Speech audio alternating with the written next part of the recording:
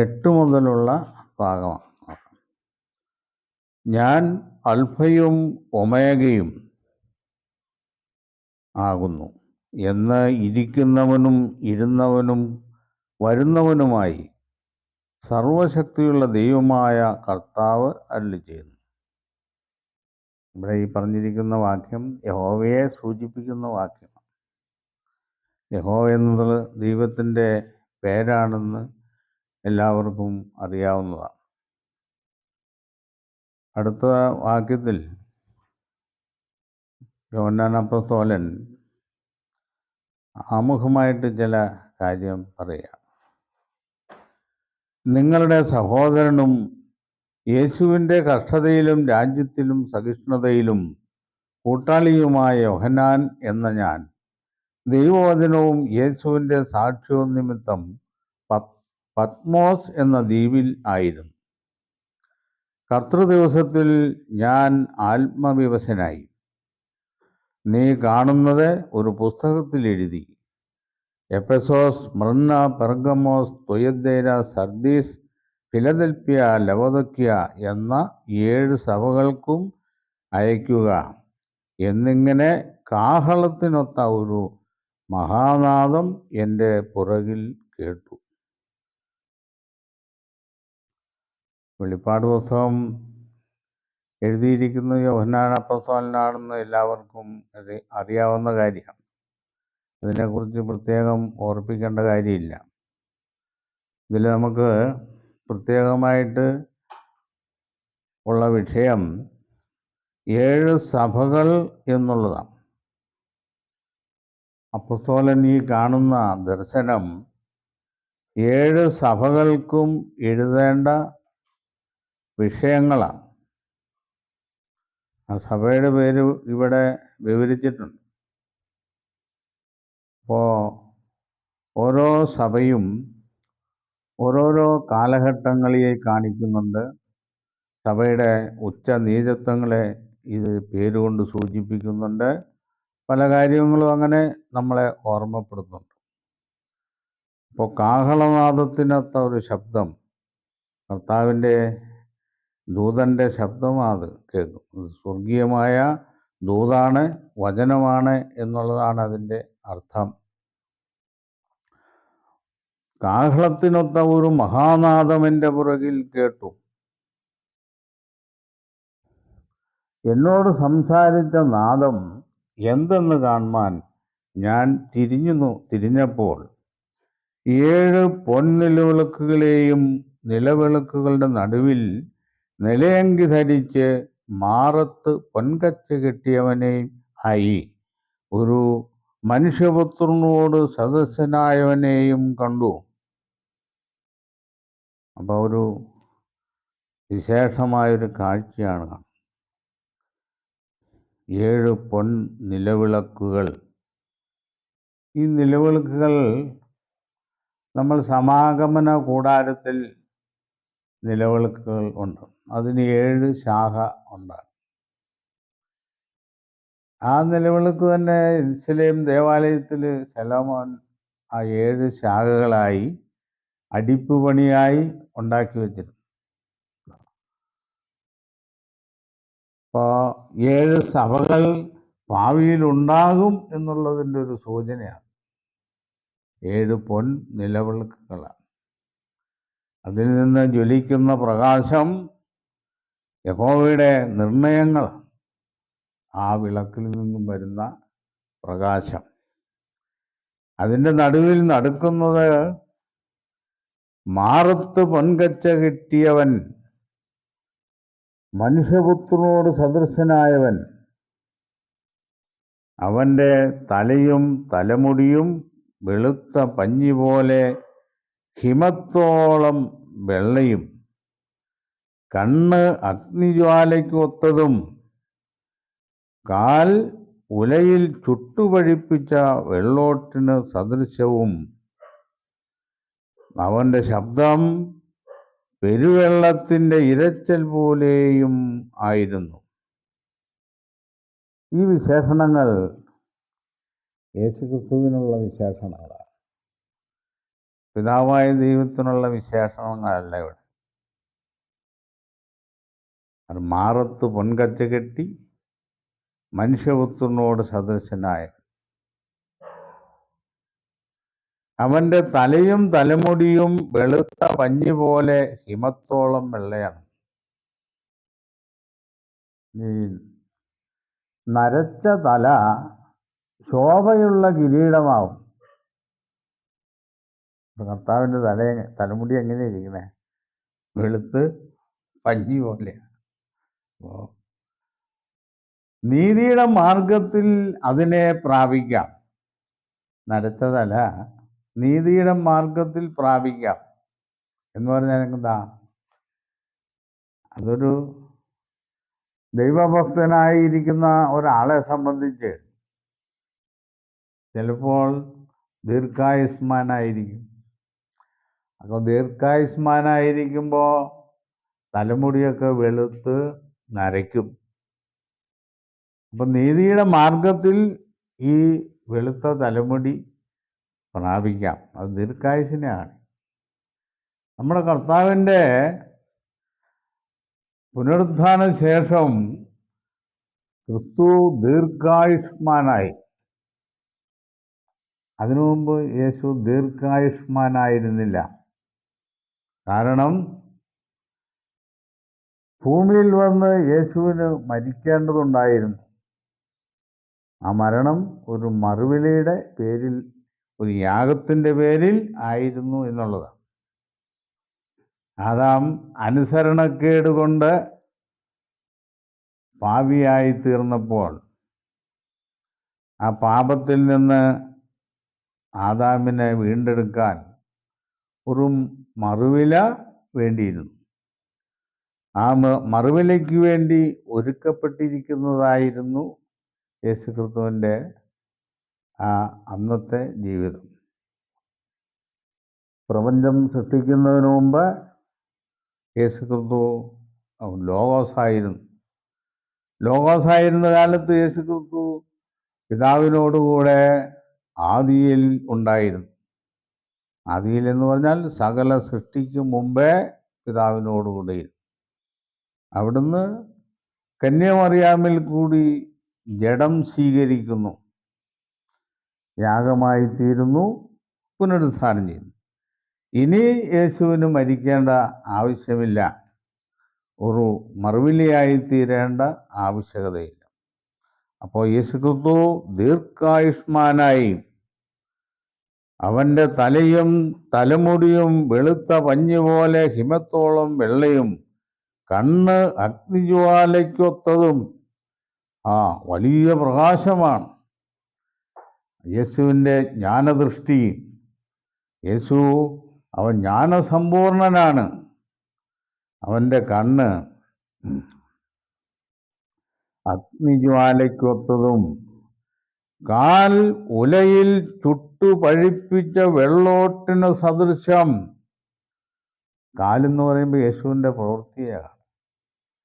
ചുട്ടുപഴിപ്പിച്ച് സകല കീടവും നീക്കി ഉള്ള ഒരു അവസ്ഥയാണ്. ജ്ഞാനസമ്പൂർണനായി, സ്നേഹസ്വരൂപനായി, ശക്തിമാനായി, രാജാതിരാജാവായി എന്ന് പറഞ്ഞാൽ പിതാവിൻ്റെ പ്രതിമയായി തീർന്നു യേശു. അതിനു മുമ്പ് യേശു പിതാവിൻ്റെ പ്രതിമയായി. അപ്പോൾ ലോഗോസായിരുന്നപ്പോഴും പ്രതിമയായിരുന്നു, മനുഷ്യനായി വന്നപ്പോഴും യേശു പിതാവിൻ്റെ പ്രതിമയായി. യേശു പുനരുത്ഥാന ശേഷം പ്രതിമയായിത്തീരുന്നതിന് മറ്റൊരു വിശേഷത കൂടി ഉണ്ടെന്നുള്ളതാണ്. എന്താ വിശേഷത? യേശുക്രിസ്തു അമർത്യനായി തീർന്നു എന്നുള്ളതാണ് വിശേഷത. ഉണ്ടോ? അപ്പം ക്രിസ്തുവിനെ കുറിച്ചുള്ള ഈ അവസ്ഥകളിലുള്ള ആ വിശേഷതയ്ക്ക് നമ്മൾ വ്യത്യസ്തമായ കാര്യങ്ങളിൽ കൂടെ അത് പഠിക്കണം. ഇനി ഈ യാതൊരു അവസ്ഥയ്ക്കും കർത്താവിന് ആവശ്യമില്ല. ഇപ്പോൾ ഇനി യേശുക്രിസ്തുവിൻ്റെ പദവി അവൻ രാജാതിരാജാവായി ഇരിക്കുന്നു എന്നുള്ളതാണ്. സർവ രാജാക്കന്മാർക്കും മീതെയുള്ള രാജാവ് എന്ന് പറയുമ്പോൾ പിതാവായ ദൈവത്തെ ഒഴിവാക്കിയിട്ടാണ് നമ്മൾ ഈ പറയുന്നതല്ല. പിതാവായ ദൈവത്തെക്കുറിച്ചും പിതാവായ ദൈവത്തിൻ്റെ ആസ്തിക്യത്തെക്കുറിച്ചും ഒന്നും മറ്റൊന്നിനോട് സന്തുലനം ചെയ്യാൻ പറ്റില്ല. യഹോവ ചോദിക്കുന്നു, തമ്മിൽ ഒത്തുവരത്തക്കവണ്ണം നിങ്ങൾ എന്നെ ആരോട് ഉപമിക്കും? എന്നെ പോലെ മറ്റൊരുത്തനില്ല, എനിക്ക് സമനായ ഒരു ദൈവവുമില്ല, ഒരു പാറയുമില്ല എന്ന് യഹോവ അരുളി ചെയ്യുന്നു. അപ്പോൾ അതിൽ യഹോവയ്ക്ക് സമനായിട്ട് നമ്മുടെ കർത്താവ് പോലും യഹോവയ്ക്ക് സമനല്ല. ഈ തിരിച്ചറിവ് നമുക്കുണ്ടാകണം.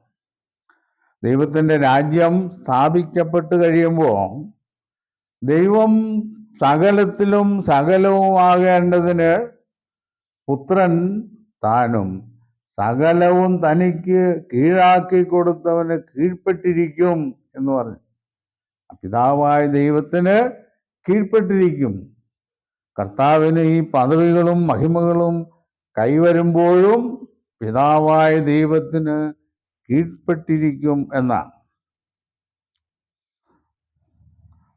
അവന്റെ ശബ്ദം പെരുവെള്ളത്തിൻ്റെ ഇരച്ചൽ പോലെ ആയിരുന്നു.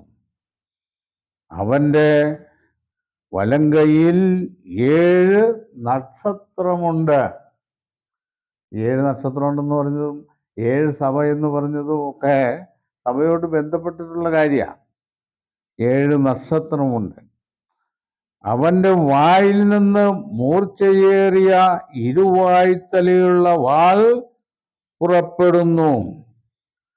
അതായത് കർത്താവിൻ്റെ ഒന്നാമത്തെ വരവിലും രണ്ടാമത്തെ വരവിലും കർത്താവ് വരുന്നത് ദൈവത്തിൻ്റെ വചനം കൊണ്ടാണ്.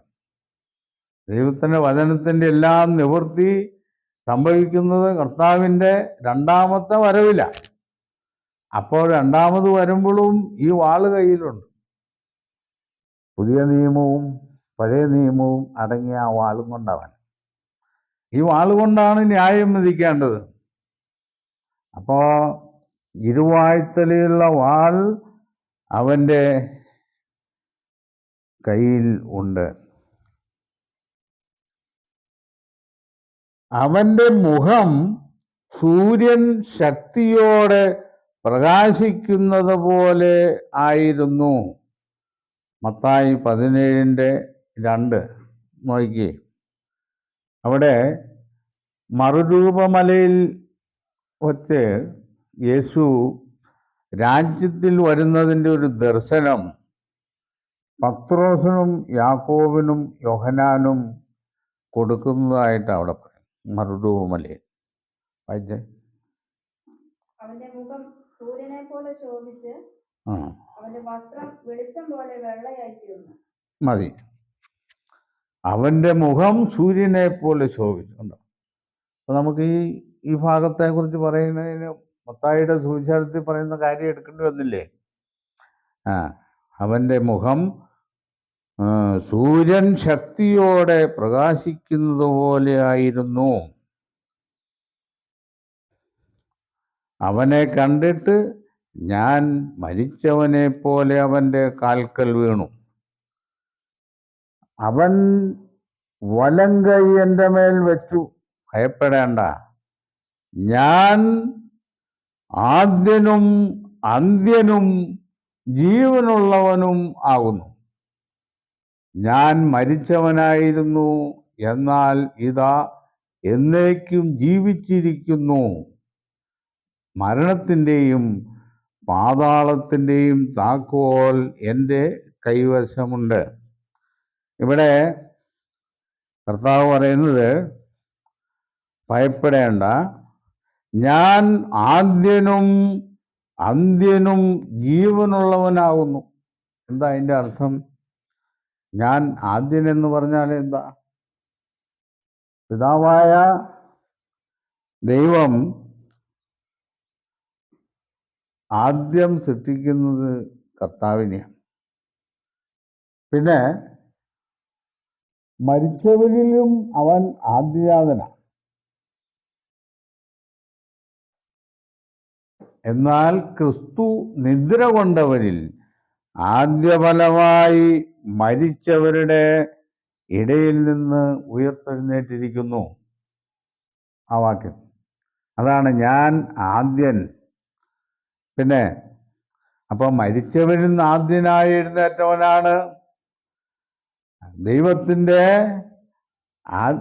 നിന്ന് ആദ്യനായി ജനിച്ചവനാണ് യേശു ക്രിസ്തു. അന്ന് അവൻ ലോകോസായിരുന്നു. അതുകൊണ്ടാണ് ഞാൻ ആദ്യൻ എന്ന് പറഞ്ഞു. പിന്നെ അന്ത്യൻ എന്ന് പറഞ്ഞു. എന്ന് പറഞ്ഞാൽ ഞാൻ ആദ്യനും അന്ത്യനുമാണെന്ന് പറഞ്ഞാൽ ഞാൻ ഏക വ്യക്തിയേ ഉള്ളൂ എന്നാണ്. അതെന്താ സൂചിപ്പിക്കുന്നത്?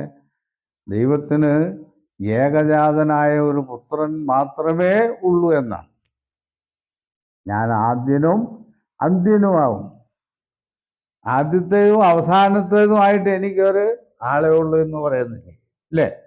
അപ്പോൾ വേറെ ശേഷം മക്കളില്ലെന്നാണ്. അപ്പോൾ പിതാവായ ദൈവത്തിൻ്റെ ഏകജാതനാണ് യേശു ക്രിസ്തു. ആദ്യജാതനാണോ? ആദ്യജാതനല്ല, മരണത്തിൽ നിന്ന് ആദ്യജാതന. മരിച്ചവരിൽ നിന്ന് ആദ്യം പുനരുദ്ധാനം ചെയ്ത് യേശു ക്രിസ്തുവാണ്. ഇതിനു മുമ്പ് പഴയ നിയമകാലത്ത് ഏലിയാവ് ഒരു പയ്യനെ പുനരുദ്ധാനം ചെയ്യിച്ചു മരിച്ചപ്പോൾ. യേശു ലാസറിനെ ഉയർത്തെഴുന്നേൽപ്പിച്ചു. പിന്നെ തബീതയെ കർത്താവ് ജീവൻ കൊടുത്തു. പക്ഷേ അവർ പിന്നെ മരിച്ചുപോയി. അപ്പോൾ മരിച്ചവരിൽ ആദ്യനായി ജീവൻ പ്രാപിച്ചത് നമ്മുടെ കർത്താവ് തന്നെയാണ്. പിന്നീട് ആരും മരിച്ചവരാരും ഇതുവരെയും ജീവൻ പ്രാപിച്ചിട്ടില്ല. അപ്പം ഞാൻ ആദ്യൻ അന്ത്യൻ ജീവനുള്ളവനുമാകുന്നു. ഇപ്പൊ ഇവിടെ കർത്താവിൻ്റെ ഈ ജീവൻ അത് അമർത്യ ജീവനാണ്. ആ ജീവൻ ഇനി മരിക്കാൻ പറ്റില്ല, ഇനി മരിക്കേണ്ട ആവശ്യമില്ല. പിതാവ് അമർത്യനായിരിക്കുന്നത് പോലെ പിതാവിന് തന്നിൽ തന്നെ ജീവനുള്ളവൻ എന്ന പോലെ പുത്രനും തന്നിൽ തന്നെ ജീവനുള്ളവനാകുമാറ് വരം ലഭിച്ചു. അത് പിതാവായ ദൈവം കൊടുത്ത വരമാണ്. ഞാൻ മരിച്ചവനായിരുന്നു, എന്നാൽ ഇതാ എന്നേക്കും ജീവിച്ചിരിക്കുന്നു. കണ്ടോ? ഇനി കർത്താവിൻ്റെ ജീവന് അവസാനമില്ല. അതുകൊണ്ടാണ് അവൻ്റെ രാജത്വവും നിത്യരാജത്വവും അവൻ്റെ ആധിപത്യവും നീങ്ങിപ്പോകാത്തതുമാകുന്നു ഇനി. കാരണം ഈ നിത്യനായിരിക്കുന്ന രാജാവാണ് ഇനി ഭൂമിയെ ഭരിക്കാൻ വരുന്നത്. ഇതിനു മുമ്പ് ഈ ഭൂമിയെ ഭരിച്ച 4 സാമ്രാജ്യങ്ങളിലായിട്ട് ഭൂമിയെ ഭരിച്ച രാജാക്കന്മാരൊക്കെ അവർ മരിച്ച് മൺമറഞ്ഞു. അവർക്ക് ദീർഘായുസില്ലായിരുന്നു. നമ്മുടെ കർത്താവാകുന്ന രാജാവിന് ദീർഘായുസ് നൽകപ്പെട്ടിരിക്കുകയാണ്. എന്നേക്കും ജീവിച്ചിരിക്കുന്നു. മരണത്തിൻ്റെയും പാതാളത്തിൻ്റെയും താക്കോൽ എൻ്റെ കൈവശമുണ്ട്. കർത്താവ് പറയാം, മരണത്തിൻ്റെയും പാതാളത്തിൻ്റെയും താക്കോൽ. ഇതെന്തിനാ കർത്താവ് കൈ പിടിച്ചിരിക്കണേ? ഈ താക്കോൽ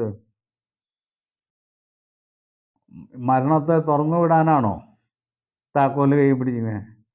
പാതാളത്തിൻ്റെ താക്കോൽ കൈ പിടിച്ചിരിക്കണേ എന്തിനാ? പാതാളം തുറക്കാനാണോ? എന്തിനാ ഈ താക്കോൽ കർത്താവ് കൈ പിടിച്ചിരിക്കണേ? മരണത്തെയും പാതാളത്തെയും പൂട്ടാനാ, തുറക്കാനല്ല ഈ താക്കോൽ കൈ പിടിച്ചിരിക്കുക. വേറൊരു പുള്ളിക്കൊരു താക്കോൽ കൊടുത്തു, ആർക്കാന്നറിയോ?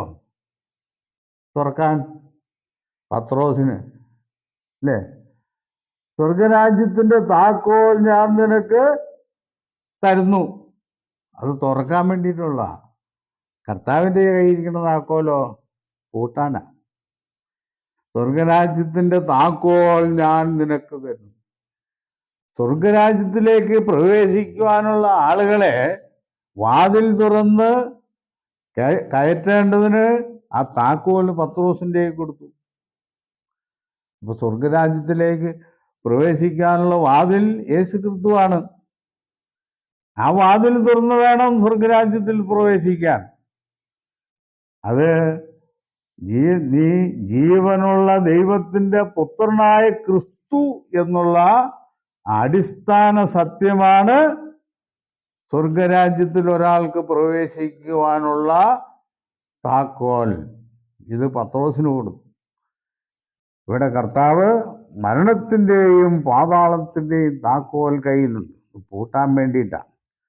മരണവും പാതാളവും മനുഷ്യന് പ്രദാനം ചെയ്തത് പിശാചാ.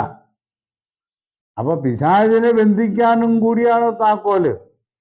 പൈശാചികമായ എല്ലാ പ്രവർത്തനങ്ങളും കർത്താവിൻ്റെ രാജ്യത്തിൽ പൂട്ടിയിടപ്പെടും, തടയപ്പെടും, നിശേഷം നശിപ്പിച്ചു കളയും എന്നുള്ളതാണ്. മരണത്തിൻ്റെയും പാതാളത്തിൻ്റെയും താക്കോൽ എൻ്റെ കൈവശം. നീ കണ്ടതും ഇപ്പോൾ ഉള്ളതും ഇനി സംഭവിക്കാനിരിക്കുന്നതും എൻ്റെ വലങ്കയിൽ കണ്ട 7 നക്ഷത്രത്തിൻ്റെയും 7 പൊൻനിലവിളക്കിൻ്റെ വിവരവും എഴുതുക. ഇനി അതിൻ്റെ കുറിച്ചുള്ള വിവരങ്ങൾ എഴുതാനാ പിന്നെ യോഹന്നാനോട് പറയുന്നത്, അതിൻ്റെ അർത്ഥം. എന്നിട്ട് പറഞ്ഞു, 7 നക്ഷത്രം 7 സഭകളുടെ ദൂതന്മാരാകുന്നു. 7 നക്ഷത്രം, 7 നിലവിളക്ക്, 7 സഭ. 7 നക്ഷത്രം 7 സഭകളുടെ ദൂതന്മാർ, 7 നിലവിളക്ക് 7 സഭകളാകുന്നു എന്ന് കൽപ്പിച്ചു. അപ്പോൾ ഇന്നലത്തെയും ഇന്നത്തെയും നമ്മുടെ പഠനം കൊണ്ട് ഒരു അധ്യായം തീർന്നു.